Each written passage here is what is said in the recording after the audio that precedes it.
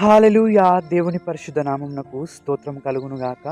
మత్తయి సువార్త 26వ అధ్యాయము 41వ వచనంలో మనం చూసినట్టయితే, మీరు శోధనలో ప్రవేశించకుండునట్లు మెలకువగా ఉండి ప్రార్థన చేయుడి అని చెప్పి వ్రాయబడిందండి. ఆమెన్. హల్లెలూయా!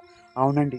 మనము శోధనలో పడుకోకుండా ఉండాలంటే, ఈ లోక పాపంలో, ఆకర్షణలో మనము పడిపోకుండా ఉండాలి అనంటే, మనము మెలకువగా ఉండి ప్రార్థన చేసేవారిగా ఉండాలి.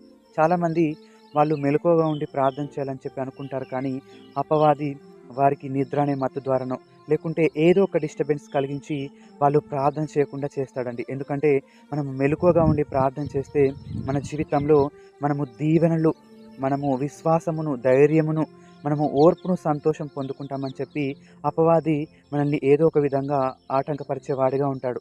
కానీ మనం ఎప్పుడైతే మనము మెలకువగా ఉండి దేవునితో ఒక సన్నిహిత సంబంధం కలిగి మనము యేసయ్యతో నడుస్తూ మనం ప్రార్థన చేసేవారిగా ఉంటామో, అప్పుడు మనము ఈ లోక పాపంలో పడిపోకుండా, ఈ ఆకర్షణలో మునిగిపోకుండా ఉండేవారిగా ఉంటాము. అదేవిధంగా మనం ఆధ్యాత్మికంగా కూడా బలపడేవారిగా ఉంటాము. కాబట్టి మనం ఎప్పుడైతే మెలకువగా ఉండి దేవునికి ప్రార్థన చేసేవారిగా ఉంటామో, మన జీవితంలో ఇంతవరకు జరగని కార్యములు కూడా జరిగే విధంగా ఉంటాయి. అప్పుడు దేవుడు మనకు తన బలమునిచ్చేవాడిగా ఉంటాడు. కాబట్టి మనము ఈ శోధనను జయించే వారిగా ఉంటాము. అట్టి కృప దేవుడు మనందరికీ దయచేయునుగాక. ఆమేన్. హల్లెలూయా!